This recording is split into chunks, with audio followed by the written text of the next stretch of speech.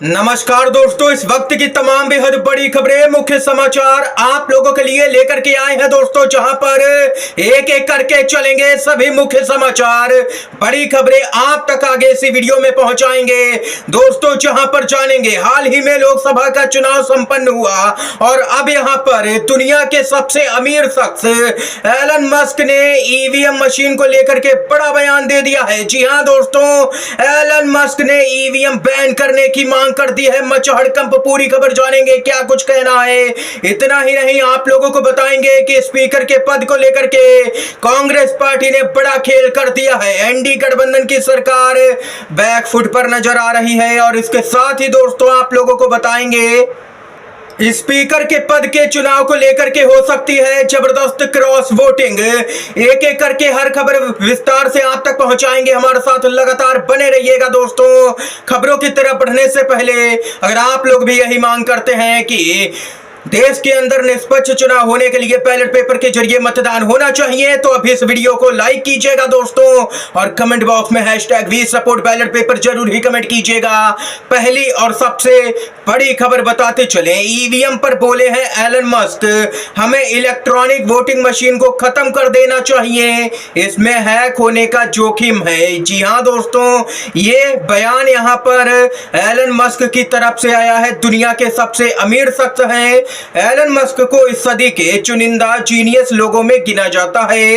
अब यहां पर एलन मस्क ने एक बात कही है जो कि हम लोगों के लिए भी बेहद ही जरूरी है।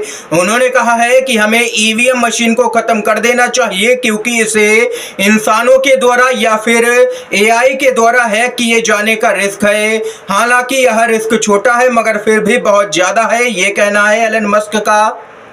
जो बात यहाँ पर एलन मस्क बोल रहे हैं, यही बात हमारे देश का विपक्ष ना जाने कितने सालों से बोलता हुआ आ रहा है, लेकिन चुनाव आयोग बात सुनने को ही तैयार नहीं है। और अब यहाँ पर एलन मस्क के बयान पर लोगों की राय भी सोशल मीडिया पर सामने निकल के आ रही है। एक यूजर ने कहा है कि हम तो पूरी तरह से एलन मस्क से सहमत हैं। एक अन्य यूजर ने यहाँ पर कहा कि धन्यवाद एलन मस्क जी, अब देर किस बात की है, सुप्रीम कोर्ट मामले को संज्ञान में लेकर के जल्द ही मशीनों को बैन कर दे। भाजपा वाले ईवीएम हैक करके बार बार सरकार बना रहे हैं, इसलिए यहां पर मशीनें हटाई जाएं। ये यहां पर लोगों की राय भी सोशल मीडिया पर खुलकर के सामने निकल के आई है। दोस्तों, आप लोगों की क्या कुछ राय है एलन मस्क के बयान से, कमेंट बॉक्स में जरूर ही बताइएगा। और अगर सहमत हैं एलन मस्क के बयान से तो वीडियो को लाइक करना बिल्कुल भी मत भूलिएगा दोस्तों। इसके साथ ही एक और बड़ी खबर बताते चलें। इसके साथ ही दोस्तों बड़ी अपडेट ये आ रही है कि स्पीकर चुनाव को लेकर के खबर आ रही है। जी हां दोस्तों, डिप्टी स्पीकर की मांग कर रहा है इंडिया गठबंधन। मांग ना मानने पर प्रत्याशी उतारेगा विपक्ष स्पीकर पद के लिए। जी हां दोस्तों, ये आपको अब यहां पर मजबूत विपक्ष नजर आएगा जो पिछले 10 सालों के दौरान नजर नहीं आया। 24 जून को लोकसभा का पहला सत्र शुरू होने जा रहा है। इस सत्र में लोकसभा स्पीकर और डिप्टी स्पीकर पद का चुनाव भी होगा, जो कि काफी महत्वपूर्ण पद है। पिछले 5 साल लोकसभा में कोई भी डिप्टी स्पीकर नहीं था, मगर इस बार विपक्ष के हौसले बुलंद हैं। विपक्ष का कहना है कि अगर विपक्षी दलों को डिप्टी स्पीकर का पद नहीं दिया गया तो वे स्पीकर पद के लिए अपना उम्मीदवार खड़ा कर सकते हैं।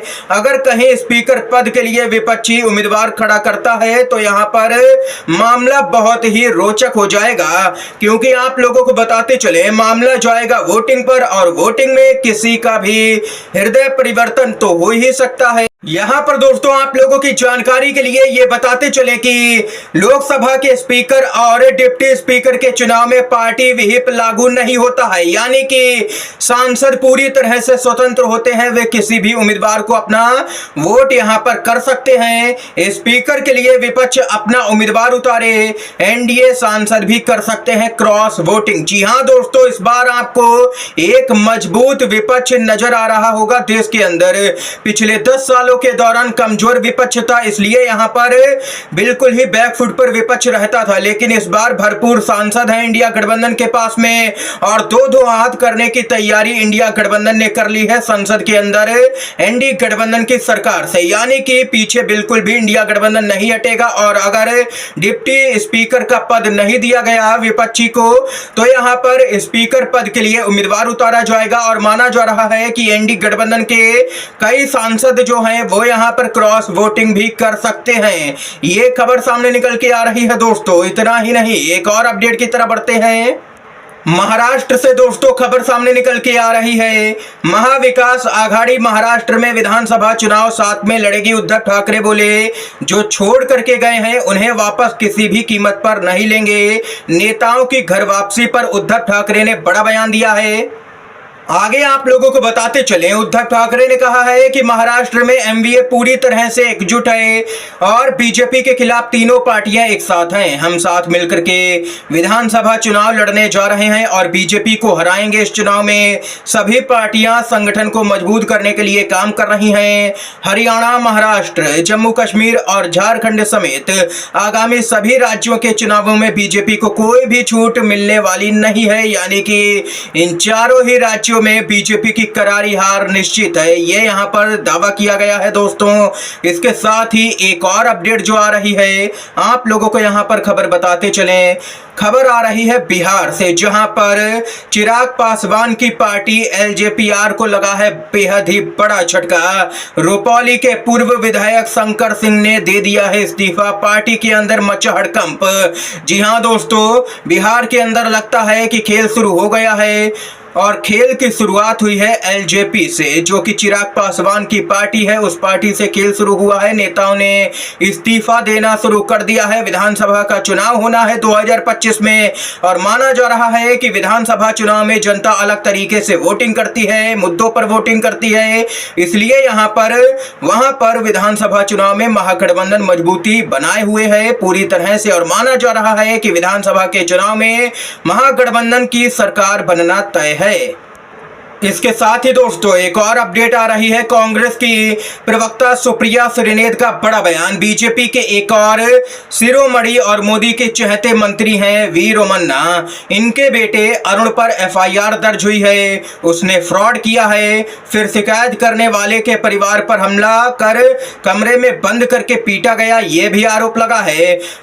एनडीए गठबंधन की सरकार में 28 मंत्रियों के खिलाफ में हत्या की कोशिश, महिला अपराध के गंभीर मामले दर्ज हैं। ये यहाँ पर दोस्तों देख सकते हैं कि सुप्रिया श्रीनेत ने पूरे मामले पर जोरदार हमला किया है। इस समय की दोस्तों आज की तमाम बेहद बड़ी खबरें, मुख्य समाचार सामने निकल के आए जो हमने आप लोगों तक पहुंचाए हैं।